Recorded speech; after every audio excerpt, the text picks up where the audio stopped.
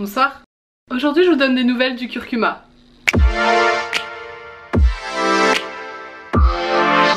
Comprennent absolument pas de quoi je suis en train de parler, je vous invite à aller voir la vidéo que je vous mets dans le petit i. En fait il y a quelques temps j'ai coloré mes cheveux en jaune vert avec une épice naturelle, le curcuma, même bio, elle était bio les gars. Ça m'avait donné une couleur néon de fou et donc il est temps maintenant de faire un petit bilan de tout ça. Qu'est-ce que j'en ai pensé? Est-ce que je recommencerai ou pas? Est-ce que ça part vite? Est-ce que ça m'aurait pas asséché les cheveux par hasard? Tout ça. Donc tout d'abord je pense qu'on va parler de la couleur. Comme vous pouvez le constater c'est pas mal parti. Je crois que j'en suis à mon 5e shampoing si je dis pas de bêtises. Et donc je me retrouve maintenant avec ce jaune pâle. Je vous ai entendu ce qu'on dit jaune pisse au fond là, hein? Attention hein. Non perso moi je trouve ça pas si mal. À la base j'avais prévu de le refaire aujourd'hui, puis finalement en fait c'est pas si mal comme ça. Juste le petit souci c'est que ça part pas de façon uniforme. Peut-être que vous l'avez vu mais dessous c'est toujours assez jaune pétant. Ça c'est sûrement dû à la façon dont je me lave les cheveux. Je dois frotter plus à certains endroits qu'à d'autres. Du coup là je me retrouve avec ça. Je sais que certains ne supporteraient pas mais c'est pas si pire. C'est pas si pire. Donc moi qui avais super peur que ça ne s'en aille jamais, puisque j'avais entendu dire qu'on pouvait quand même teindre des vêtements avec, ça s'est en allé relativement vite. Donc dans un sens c'est pas plus mal parce que c'est quand même une couleur assez spéciale, donc je pense on peut se lasser assez vite. Moi ça va, j'ai encore envie de la refaire, donc j'aurais aimé que ça dure un peu plus longtemps je crois. Mais pour ça tout simplement il suffit que je me le refasse et puis ça durera 5 shampoings et puis je serai contente et voilà quoi. Bon maintenant passons un peu au sujet qui fâche. Est-ce que le curcuma abîme les cheveux? Est-ce que je vous ai donné une astuce mauvaise pour vous? Vous le savez déjà, j'ai été transparente avec vous dans ma dernière vidéo bilan, je vous la remets dans le petit ici, vous l'avez pas vu. Mes cheveux sont pas en super bon état, hein, ça peut se constater.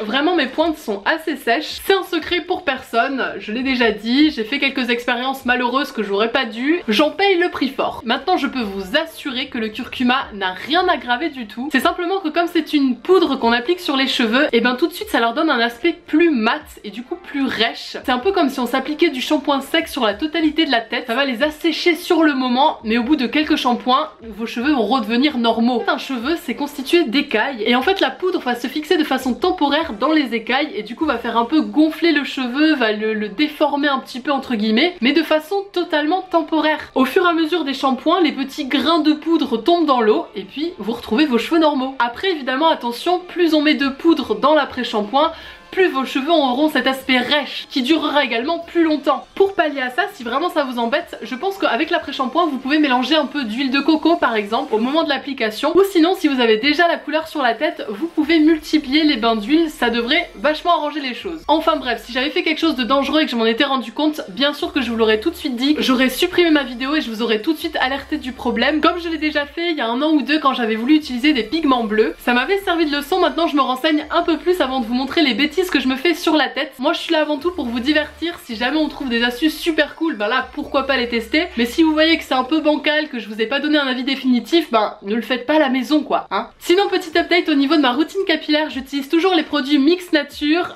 Si vous voulez en savoir un peu plus, je vous remets aussi une vidéo dans le petit i. Et également j'alterne avec cette gamme-ci de chez Lavera, le shampoing et l'après-shampoing hydratation et soins que je trouve dans ma boutique bio. En fait c'est ma cousine, quand j'étais chez elle, j'ai testé ça dans sa salle de bain. Ça a vraiment fait beaucoup de bien à ma tignasse, c'est pour les cheveux en manque d'hydratation et je trouve que c'est vraiment bien d'alterner entre ça et le Mix Nature, c'est vraiment le combo parfait pour moi. C'est vegan, c'est bio, c'est fabriqué en Allemagne. D'ailleurs bientôt je vais me retrouver en Lorraine et je pense que je vais aller dévaliser un petit DM parce que c'est beaucoup moins cher là-bas. Je dis ça, je dis rien. Bref, j'espère que cette vidéo vous aura plu et vous aura un peu plus éclairé. Moi je vous fais plein de gros cœur sur vous et à très vite pour une prochaine vidéo. Salut!